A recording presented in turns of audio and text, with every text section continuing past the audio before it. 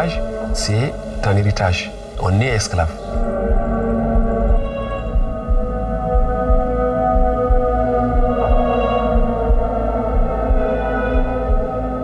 Moi, j'ai toujours revendiqué être fils d'esclave. Et personnellement, je n'ai jamais été officiellement affranchi. Nous étions servis, massés pendant la sieste. Nous étions avec des gens qui eux-mêmes se disaient être notre propriété.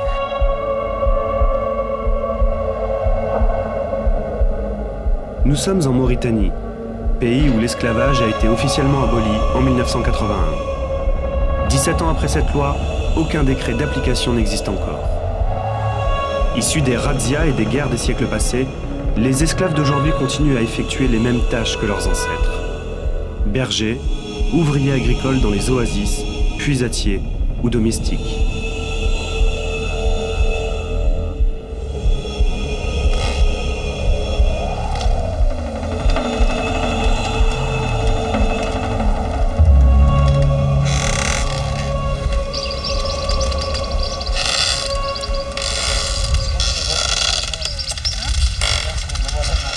Être esclave aujourd'hui, ça signifie être serviteur, corvéable à merci, propriété de quelqu'un. Être esclave aujourd'hui, c'est être un citoyen de 3e ou 4e zone. Déjà, les citoyens mauritaniens qui ne sont pas esclaves ont très peu de liberté. Alors, vous imaginez un peu ce que peut être le statut d'un esclave. C'est aussi être dans une situation matérielle extrêmement difficile et qui vous met à la merci du premier employeur venu extraire. En Mauritanie, il y a un conservatisme très fort et une société qui était pendant de nombreuses décennies et récemment encore essentiellement nomade. Donc qui était un peu éloignée des villes et qui avait ses propres lois, ses propres coutumes, son mode de fonctionnement, et ce mode de fonctionnement privilégiait l'esclavage et l'esclavagisme.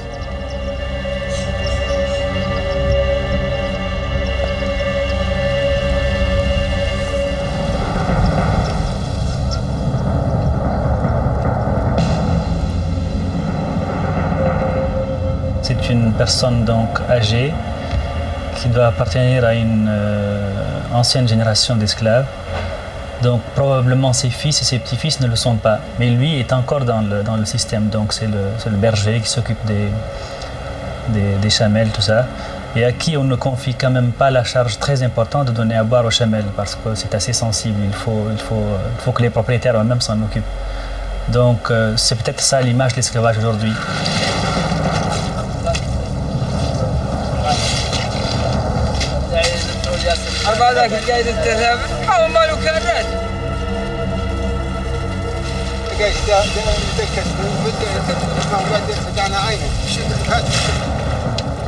L'autre caractéristique qui est permanente, c'est que ce sont toutes les communautés qui connaissent l'esclavage. Ce n'est pas spécifique seulement aux Arabes. Il existe l'esclavage chez les Arabes, mais il existe aussi l'esclavage chez les autres composantes de la population mauritanienne, les Poulars, les Soninké et Wolof. Ces trois composantes étant les négro-africains en Mauritanie. Donc il n'y a pas que des esclaves noirs chez les Arabes, mais il y a aussi des esclaves noirs chez les autres noirs de Mauritanie.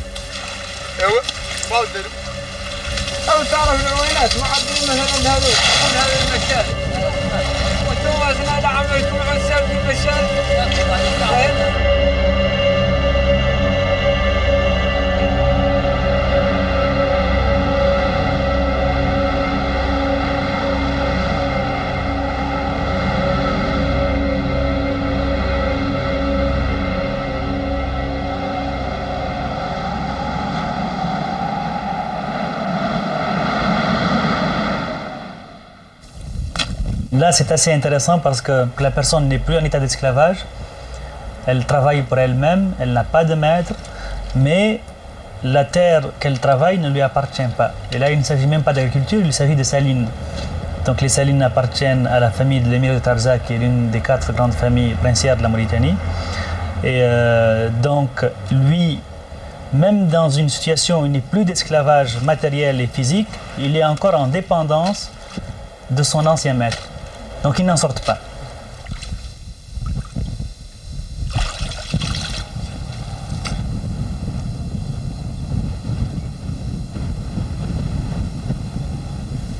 ne sommes plus au stade d'esclaves capturés hier ou avant-hier, ou il y a 50 ans. Nous avons des gens qui sont nés de mères et de grand-mères et d'arrière-grand-mères esclaves.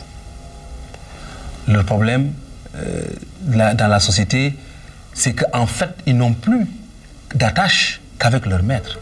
C'est leur seul repère. C'est leur seul lien avec la société. Ils n'en ont pas d'autre. Ils ont perdu ce lien avec leur origine depuis la nuit des temps.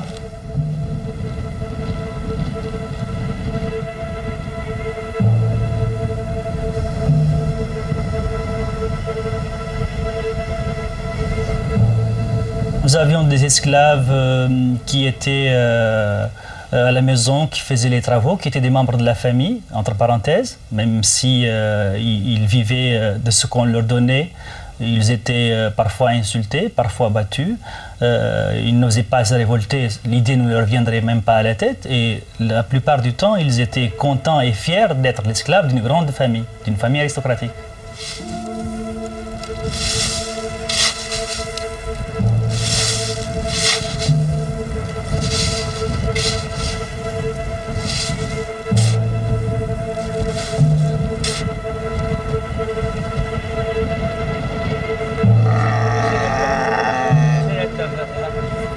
Mais il faut dire qu'il y a différents types d'esclaves. Il y a assez fréquemment, il y a eu des esclaves qui étaient des personnes vaincues lors des combats et que l'on a servicé fréquemment. Et par la suite, d'autres personnes que l'on voulait convertir à l'islam, qu'on commençait d'abord par asservir et par la suite, convertis à l'islam, étaient libérés. L'esclavage, d'abord, a précédé l'islam dans le monde. Et l'islam a trouvé l'esclavage comme rapport social préexistant. Dans la société arabe, il y avait déjà des esclaves, il y avait des propriétaires d'esclaves. Et l'islam, en arrivant, s'est voulu une religion de progrès. Ne peuvent être esclaves, selon le Coran, que des personnes qui sont de confessions différentes et qui ne sont pas de confession du livre. C'est-à-dire qu'on ne peut pas prendre un chrétien et en faire un esclave. Mais on prend un animiste ou une personne qui n'a pas de religion, on en fait un esclave le temps de l'islamiser. Mais une fois qu'il devient musulman, on doit le libérer. Donc il y a là une contradiction flagrante en Mauritanie, puisque tout le monde est musulman. L'ignorance est cultivée chez l'esclave. Ce qui parfois d'ailleurs explique pourquoi dans notre société les esclaves sont les moins instruits. Ils ne connaissent pas grand-chose. Ces esclavagistes mauritaniens, en général, leurs esclaves, leurs enfants, les enfants de leurs esclaves ne vont pas à l'école, ne vont presque pas à l'école coranique. Ils savent à peine de quoi faire leur prière. On dirait que c'est une manière de se conformer au fait que, bon, il est licite de rendre esclave un ignorant.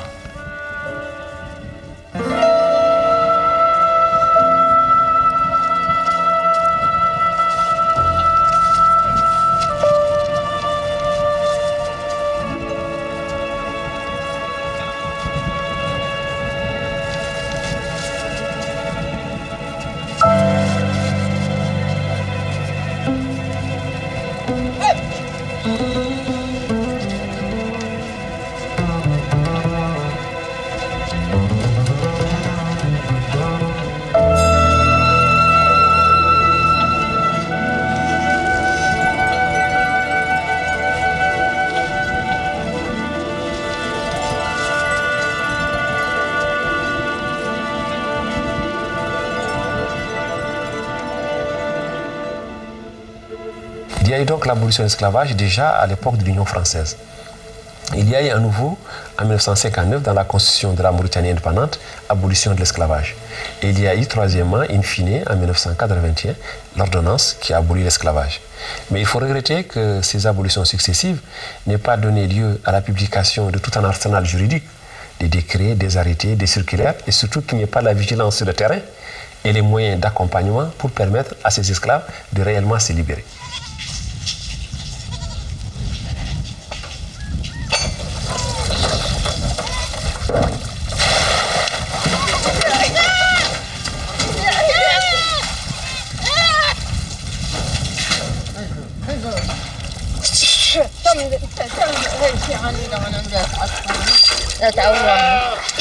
Un esclave qui vivait avec ses maîtres dans un troupeau ou dans un champ qui appartient à ses maîtres.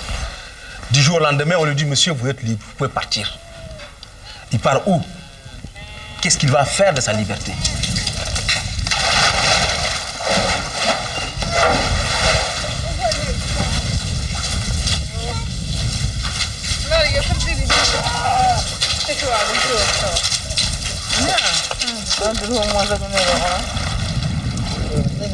Nous ne disons pas que le maître ne doit plus avoir de main-d'œuvre à sa portée. Mais nous voulons d'abord que les rapports entre ce maître-là et la main-d'œuvre changent. C'est une partie de la sueur de l'esclave qui nourrit l'esclave chez le maître. Et non pas la bonté du maître, mais une partie de la sueur de l'esclave qui nourrit l'esclave chez le maître. Donc ce que nous voulons, c'est qu'aujourd'hui, il y ait des contrats entre les domestiques et leurs patrons, entre guillemets. Ce n'est pas la charité musulmane, ce n'est pas la charité chrétienne, c'est des rapports d'un contrat librement accepté par les deux parties.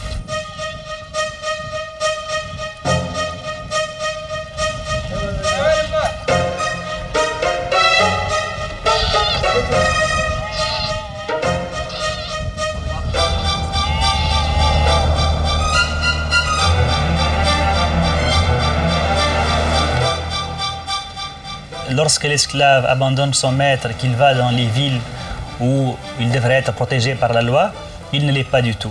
Non seulement il n'est pas protégé par la loi, il n'est pas protégé vis-à-vis des employeurs. S'il trouve du travail, parce que ce n'est pas facile, il tombe dans la prostitution, dans la misère, et finalement il se dit je suis peut-être un peu plus protégé chez mon maître. Il y a des cas d'esclavage en récidive parce que l'État mauritanien n'assure pas le minimum pour ces gens-là. Aujourd'hui, il y en a qui restent encore et qui veulent rester esclaves et qui ne veulent pas changer de conditions. Et il y a la majorité qui a émigré vers les villes et qui est retombée dans une misère encore plus grande, à tel point que certains d'entre eux reviennent pour se remettre en situation d'esclavage.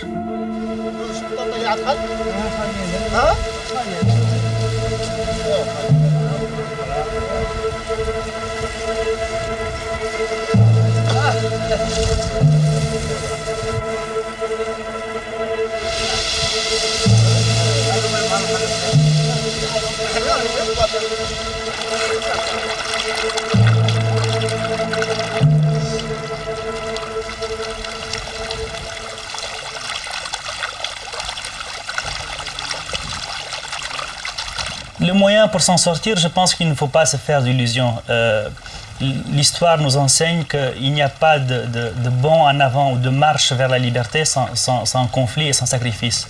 Donc moi, je ne me fais pas d'illusions. Je crois que les esclaves, les anciens esclaves qui sont très nombreux en Mauritanie, vont devoir se révolter un jour, que les morts ethnies dont je fais partie et qui sont les anciens maîtres n'accepteront pas cela et qu'il y aura une révolte. Et c'est inévitable. Pendant notre séjour à Nouakchott, un reportage sur l'esclavagisme en Mauritanie était diffusé dans le cadre du rallye Paris-Dakar. Cette diffusion allait servir de prétexte au gouvernement mauritanien pour arrêter des membres de l'opposition. Le 18 janvier 1998, le professeur Camara et Boubacar Messaoud étaient arrêtés et mis en prison. Ils étaient condamnés, ainsi qu'Abdel Nasser Ould Diessa, alors en France et condamné par contumace, à 13 mois de prison ferme pour appartenance à des associations non reconnues par l'État mauritanien. Le 24 mars 1998, à 15h, leur peine était confirmée en appel par les tribunaux. À 18h, ils étaient acquittés par le président de la République sous la pression de l'opinion publique internationale.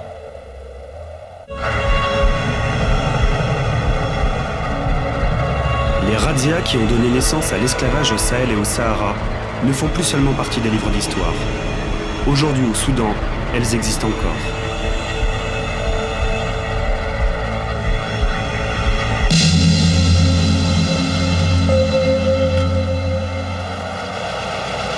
Nairobi, 6h du matin.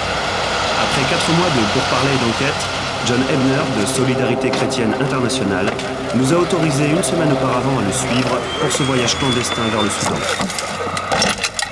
Les combats violents du mois dernier, qui opposaient les rebelles sudistes à l'armée gouvernementale dans le Sud-Soudan, l'ont obligé à reporter plusieurs fois cette expédition.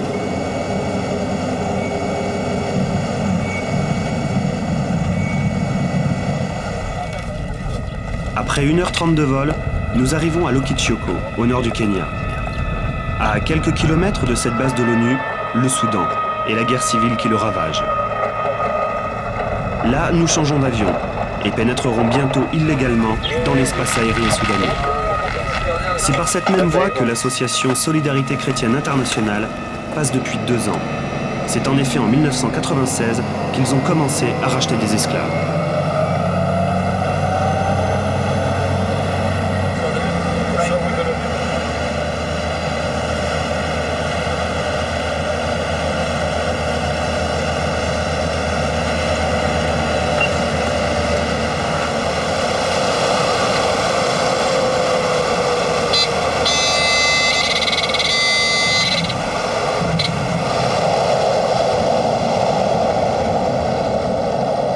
Nous atterrissons à Madol, un petit village en pleine brousse. Après 4 heures de voyage, nous sommes à 300 km seulement de la République de Centrafrique et à près de 800 km du Kenya, quasiment sur la ligne de front qui sépare le nord du Sud-Soudan. Ce que nous allons faire, c'est poser nos bagages au vieux camp de la Croix-Rouge, où nous allons probablement rester. Et là, nous rencontrerons les autorités locales, officielles, car nous avons à parler avec eux de notre programme et de nos allées et venues, ainsi que des questions de logistique, afin de commencer notre action dès que possible. En attendant le commandant local du SPLA, l'Armée populaire de libération du Soudan, nous installons notre campement.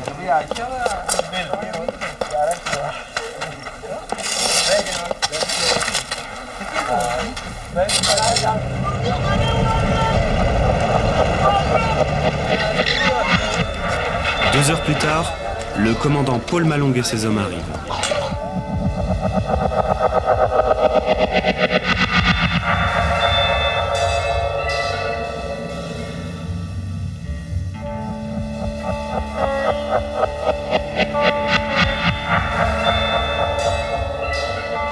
Pour mener à bien son action, John Ebner est obligé de travailler avec les rebelles du SPLA, qui contrôlent quasiment toute la zone. Pendant notre voyage, ils assureront notre sécurité contre un droit de passage de $35 par personne. Many newspapers around the world I only brought with me. You don't read Spanish, but anyway, you could just another article that arose. This is the main newspaper. Après ce premier contact, au cours duquel le commandant nous informe sur les derniers combats et la situation actuelle, rendez-vous est pris pour le lendemain, où, encadrés par les rebelles, nous irons libérer des esclaves.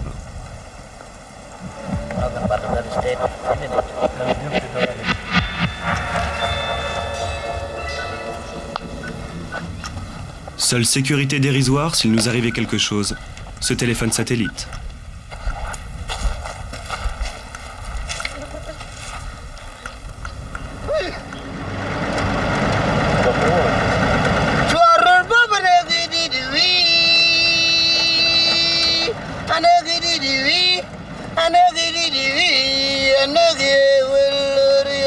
Le lendemain, nous partons dans un petit village, à 10 km à l'est de Madol.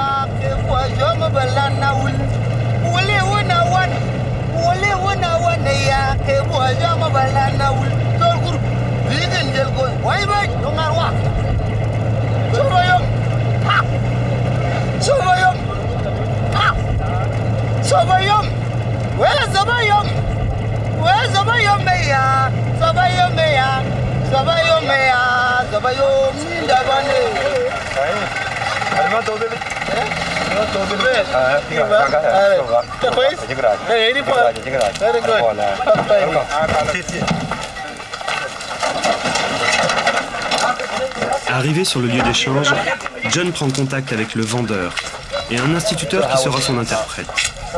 Le SPLA les a prévenus hier soir que nous étions arrivés.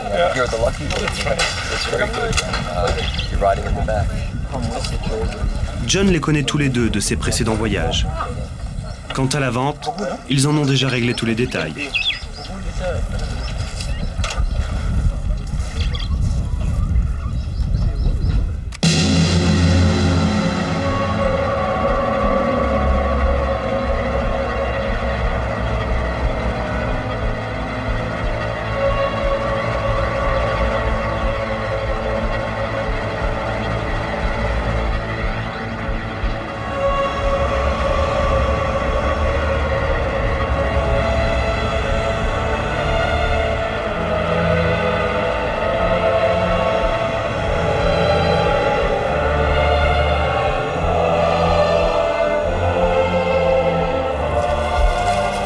Je ne sais pas exactement combien il y en a. Peut-être 300, peut-être plus.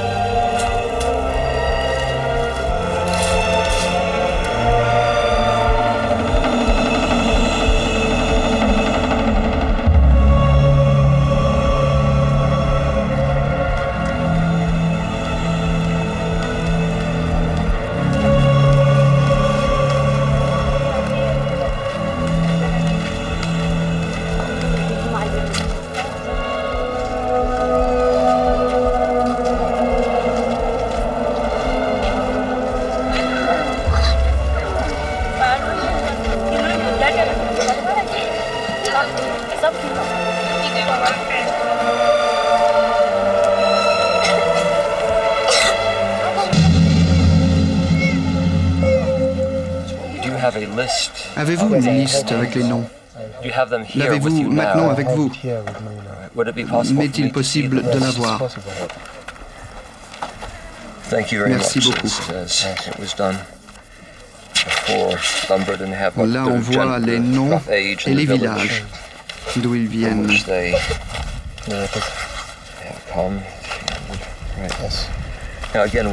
Je dois vous avertir que nous avons assez d'argent pour 300 et pas pour 380.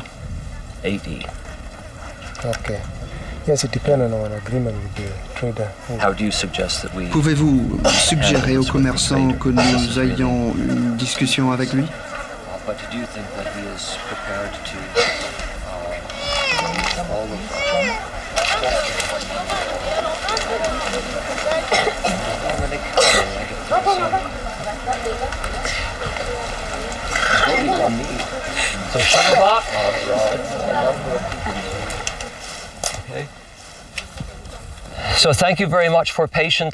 Merci de nous avoir attendus patiemment aujourd'hui. Nous sommes de Solidarité chrétienne internationale, mon collègue Gunnar Wibalk et moi-même. Et laissez-moi d'abord vous dire pourquoi nous sommes là.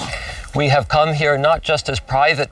ne sommes pas venus à titre privé, mais parce qu'il y a de nombreuses personnes à travers le monde qui connaissent les souffrances des esclaves du Soudan.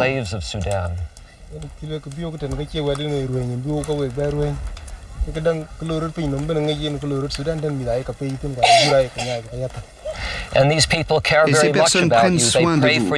Ils prient pour vous tous les jours, pour ceux qui sont toujours esclaves dans le nord du Soudan. Et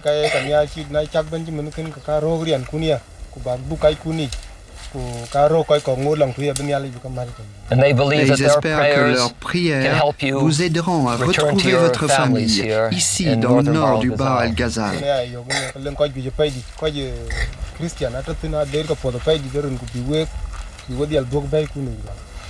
Mais ils ne font pas que prier pour vous. Ils donnent également généreusement de l'argent pour que les vendeurs puissent vous ramener à vos familles. Et c'est pour cela que nous sommes venus. C'est parce que des gens se préoccupent de votre sort et vous aiment à travers le monde. Merci beaucoup et attendez patiemment quelques minutes pour que nous puissions parler au vendeur qui vous a ramené. Merci beaucoup.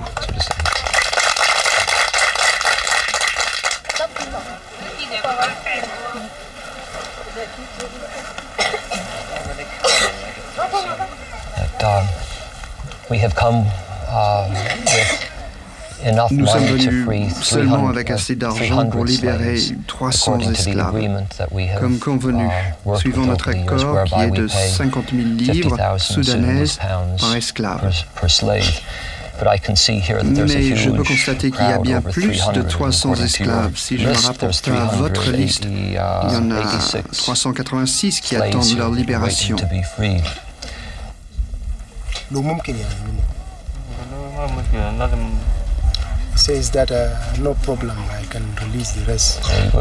Très bien, formidable. J'apprécie votre geste.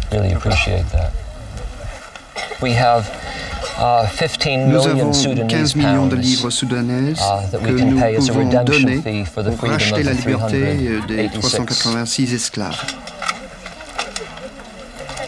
15 millions de livres, 30 000 $, soit 600 francs la vie d'un esclave au Soudan. C'était déjà le prix pratiqué traditionnellement avant que Solidarité chrétienne internationale ne commence son action. Vous êtes tous libres de retrouver vos mères, pères, maris et femmes.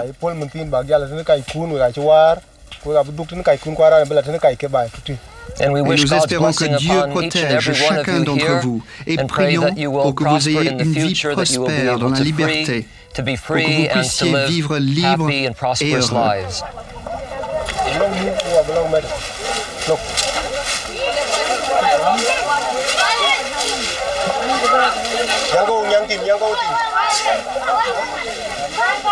Le vrai travail de John et Gunnar commence, recueillir des témoignages.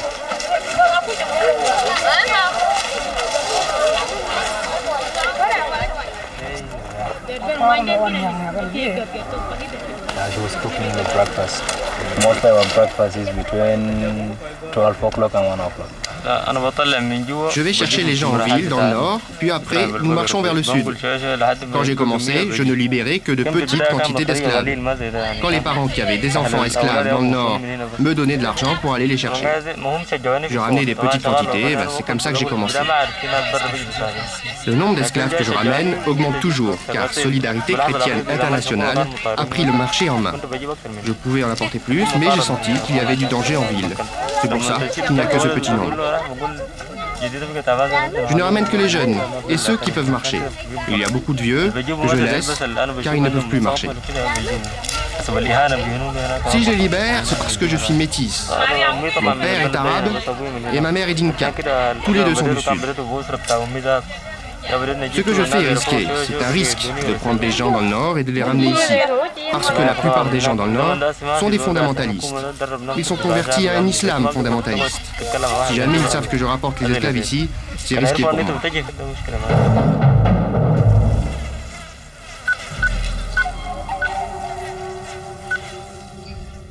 Wir sind gut angekommen und wir haben ein sehr kleines Problem hier. Ich versuche es dir kurz zu erklären.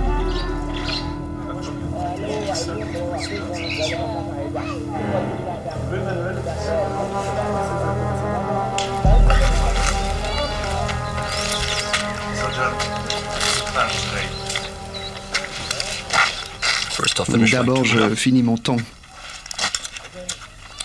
Dans un premier temps, nous irons dans le sud, près d'Awel, dans un village qui a été brûlé par les troupes du PDF.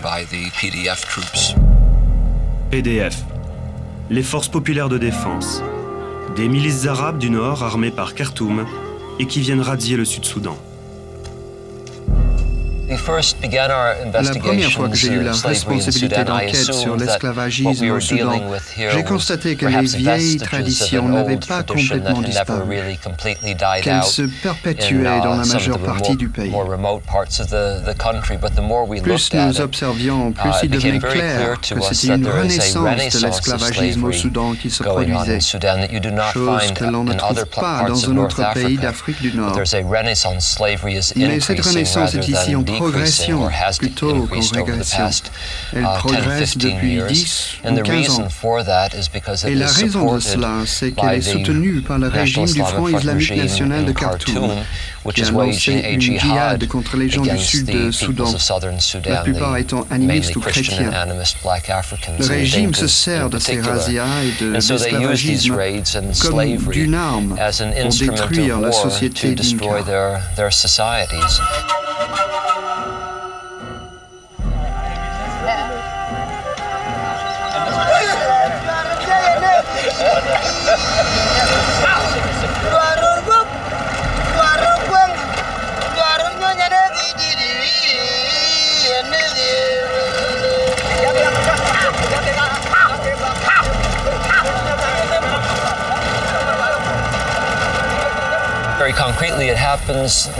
Très concrètement, cela se passe comme ça. Le gouvernement recrute des nomades bagarres, des Arabes, et les enrôle dans les forces populaires de défense, qui est une branche de l'armée soudanaise, et qui est directement sous le contrôle du Front islamique national. Donc, ils embrigadent ces nomades, ils leur fournissent des chevaux, un support logistique de l'armée régulière. Et là, ils mettent en place les razzias. Les membres des forces populaires de défense ne reçoivent pas de solde régulière comme les membres de l'armée. Pour se payer, ils peuvent donc garder tout ce qu'ils prennent. Ils descendent du nord de la rivière Bahr el-Ahab. Ils accompagnent parfois le train gouvernemental et opèrent parfois de manière indépendante.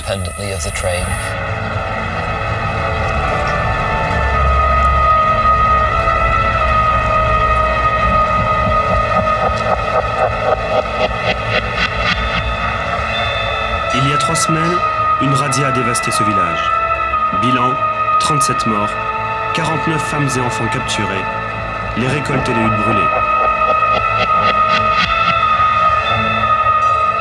3 fois par an, le train qui ravitaille les garnisons militaires gouvernementales du Sud descend de Khartoum, accompagné par les forces populaires de défense.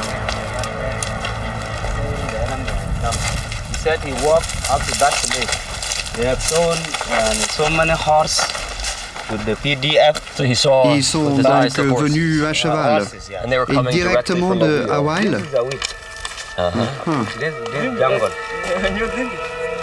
Awil, une ville tenue par le gouvernement à 4 km d'ici.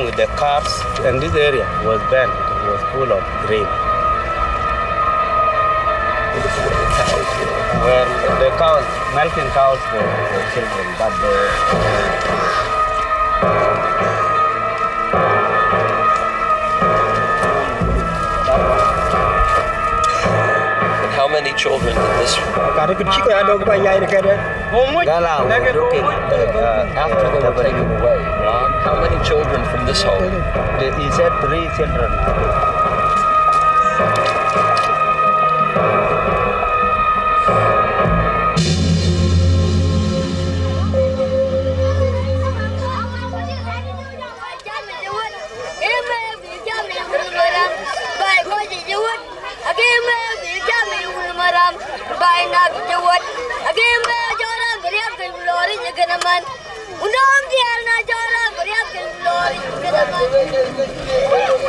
Dans cette région où vivent essentiellement des Dinka, ethnie nomade qui subit les razzias, on trouve aussi des nomades arabes. Ils partagent les mêmes couloirs de transhumance et les mêmes zones de pâturage pour leur bétail. Ils ont toujours vécu ensemble pacifiquement et continuent de le faire malgré la guerre.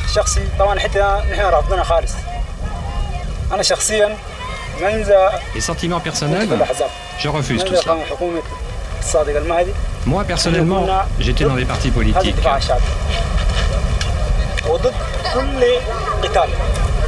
J'étais dans le parti méhédiste. Et on était contre les forces populaires de défense et contre toute tuerie. Avec nos frères et nos enfants, on était dans le Kordofan. Là, les forces populaires de défense n'existaient pas encore. Le gouvernement a commencé à embrigader des gens et leur donner des armes.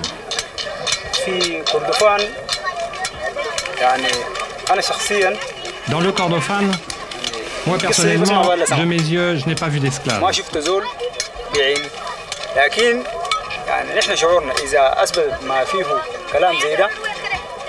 Même si à Khartoum, les gens disent qu'il y a des esclaves, si c'est vrai, moi je pense que c'est pas bon.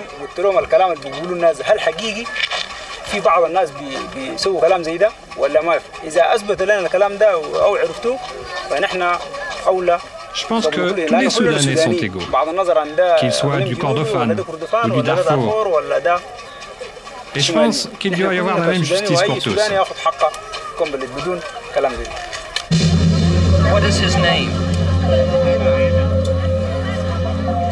Mais même près de ces villages aux apparences paisibles, les razzias frappent.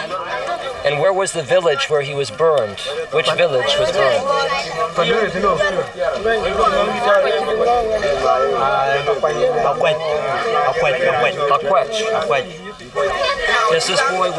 Cet enfant a été pris dans une razzia l'an dernier. Il vit dans cette région. Et comme vous savez, quand les forces populaires de défense viennent razzier, ils ne prennent pas seulement des esclaves, mais ils brûlent aussi les huttes et détruisent tout ce qu'il y a aux alentours. Il était dans l'une des huttes, et vous pouvez voir la terrible blessure qu'il a depuis 1 an déjà.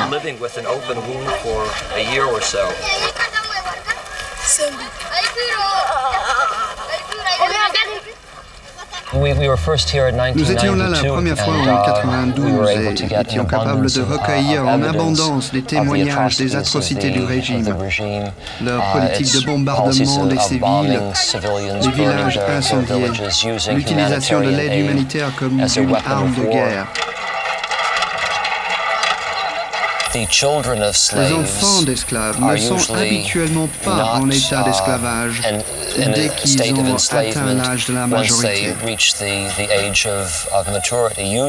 Habituellement, les filles nées esclaves finissent par être vendues et deviennent épouses de quelqu'un. Elles cessent d'être esclaves. Et pour la plupart des garçons, quand ils atteignent l'âge de la majorité, ils ne servent plus à grand-chose parce qu'ils peuvent s'enfuir, se rebeller contre leur maître. Ce que nous avons entendu des esclaves revenus à ce jour, c'est qu'ils ont vu leurs amis se faire assassiner sous leurs yeux pour avoir essayé de s'enfuir. Nous avons beaucoup de cas semblables d'esclaves revenus qui disent que leurs amis, frères ou sœurs ont été assassinés sous leurs yeux, parfois de façon très cruelle. Nous avons ainsi entendu lors d'une visite récente l'histoire d'enfants égorgés devant les autres esclaves pour leur servir d'exemple. Nous avons entendu lors de notre précédent voyage l'histoire d'un garçon à qui on a coupé les bras et les jambes.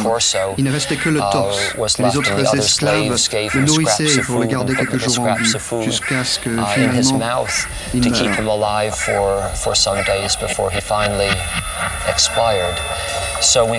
Donc, afin de perpétuer l'esclavage au Soudan, ils ont constamment besoin de faire plus de razzias.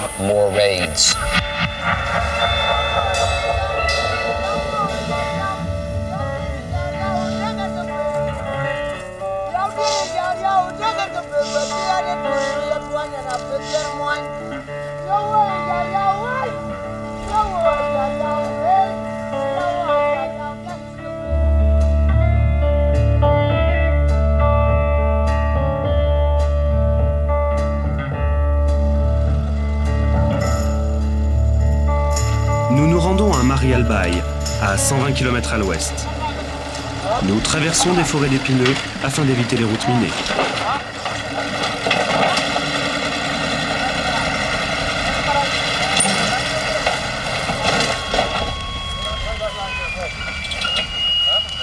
C'est par cette voie que 3 fois par an, le train descend vers le sud.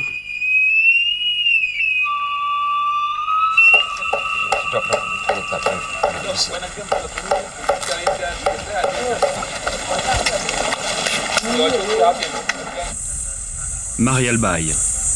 John se prépare à effectuer un second rachat.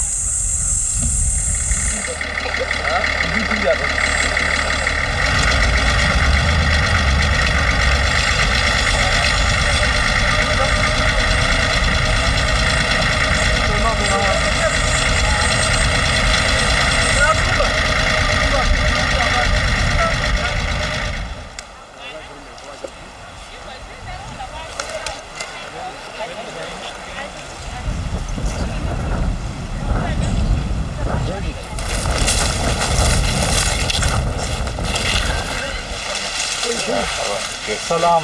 Salam. Salam alaikum. Ah, there. Salam alaikum. Hello. Salam alaikum.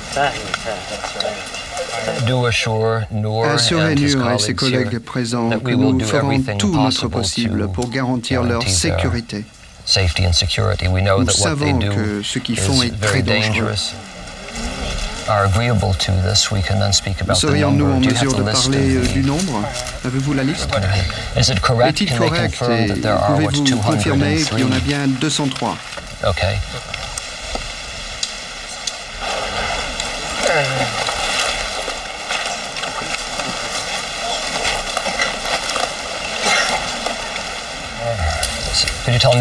Toutes ces Elias sont en billets de 100. De 100. So that's 1, 2, 3, 4, 5, 6, 7, 8, 9, 10. That's 1 million to 100. So that's 1, 2, 3, 4, 5.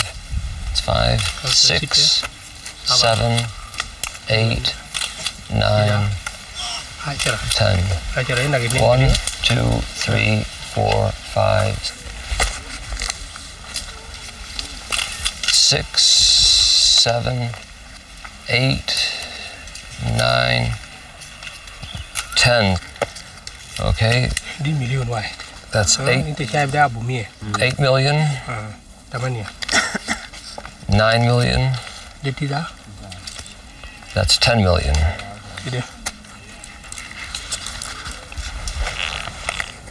So can they confirm that that's 10 million? Put questions to them.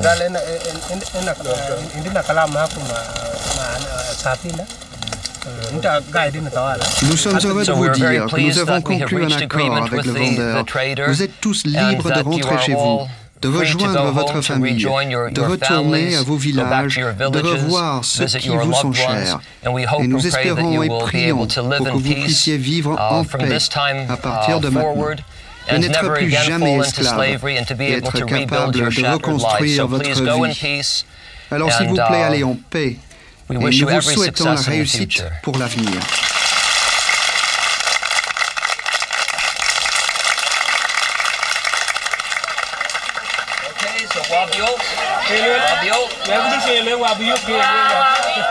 Présents depuis ce matin, les pères de famille qui attendaient la libération de leurs proches viennent remercier John et les vendeurs. Si ces derniers se cachent le visage, c'est que leur vie est en jeu.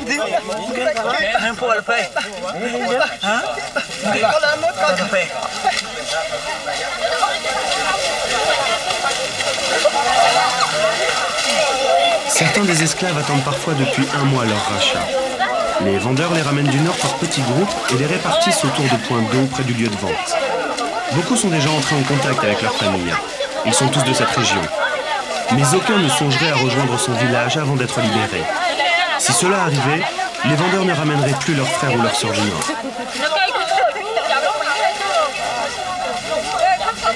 Okay.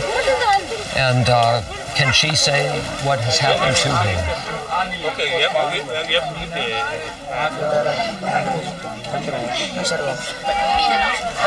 So I have just heard from you that he witnessed the execution of 3 of his Dinka fellow slaves. Capturé très jeune, cet enfant continue de porter son bonnet blanc de peur que quelqu'un ne lui coupe la tête s'il l'enlève. C'est son maître qui lui a demandé de le porter, en signe de conversion à la religion musulmane. Il a vu 3 esclaves se faire égorger à titre d'exemple parce qu'ils avaient tenté de s'enfuir ou refusé de travailler. Au milieu des autres jeunes Dinka, il se sent étranger, mal à l'aise. C'est parce qu'il ne sait plus parler dans sa langue maternelle. Après plusieurs années de captivité, il ne parle plus qu'arabe. Je n'ai jamais entendu quelque chose comme ça avant. C'est le cas le plus terrible que j'ai jamais entendu. Il a 14 ans. Ah, celui-là, c'est le fils que j'ai eu avec ma femme.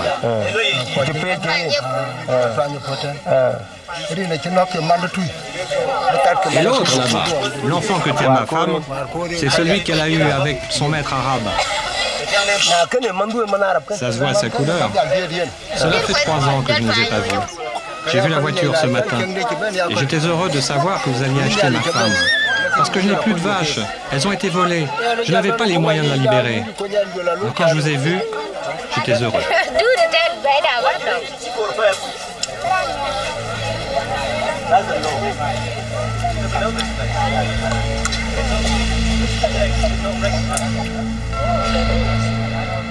Nibol Akok Akok, 15 ans. Une fille du village de Marialbaï. Capturée très jeune, elle a été isolée des autres Dinka dans le nord et a du mal à parler sa langue maternelle. Garang Anyar Anyar, garçon de 16 ans, de village de Makchou, capturé pendant une razzia en février 1994. Atong Dengatem, fille de 10 ans, capturée en janvier 1993. Elle n'a jamais revu sa mère, capturée en même temps. Osman, garçon de 14 ans, capturé si jeune qu'il ne se souvient ni de son nom Dinka, Tong Atem Tong, garçon de 10 ans, du village de Rumrandit, capturé il y a 2 ans. Adret Alkiel Gardait le troupeau de vaches de son maître. 33 ans avec un enfant. Il sait que sa mère et ses 2 marié à frères son maître, sont en a eu un enfant avec lui. Il n'a plus de nouvelles de son mari et de son fils.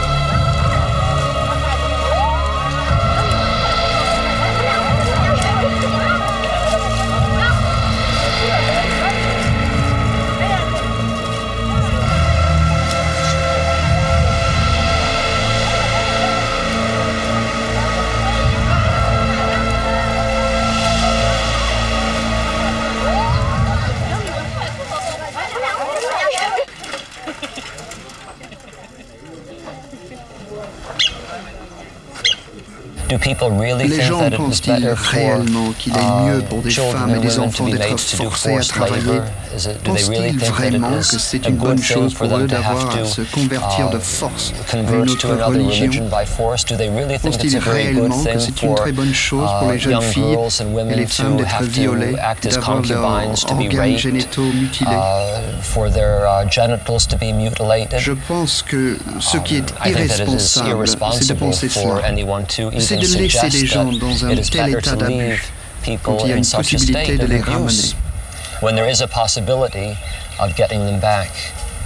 Quand nous allons au Soudan, nous ne parlons pas qu'aux esclaves, nous parlons aux autorités civiles, aux autorités traditionnelles, les chefs, aux Arabes, aux Dinkas. Et personne n'est venu nous voir pour nous dire que votre action crée tel ou tel problème. Tout le monde nous encourage à continuer.